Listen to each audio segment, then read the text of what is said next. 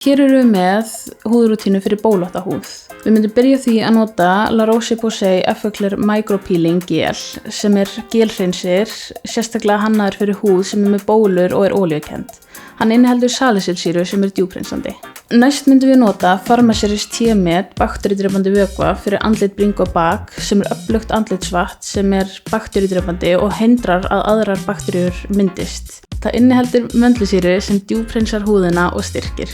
Á kveldin myndum maður síðan nota Pharmaceutical T-Med Pure Retinol 0,3% nætukrem sem hentar mjög vel með andlitsvatninu. Kremið inniheldur sterkt retinol sem kemur jafnvægi á fituframleiðslu húðarinnar og minnkar húðholur. Búast má við að húðin verði tímabundin rauð og ert á meðan kremið notað og forðast þarf að setja kremið í kringum augu og munn. Á daginn myndum maður nota La Roche-Posay Effeclar Mattifying rakakremið sem krem fyrir olíumikla húð sem mattar yfirborð húðarinnar samstundis. Það mikilvægt að nota sólavörn á daginn þegar maður að nota retinol kremið og La Roche-Posay andlitssólavörnin mjög góð þar sem hún veitir mjög góða vörn en olíulaus þannig að hún stíflar ekki húðholur.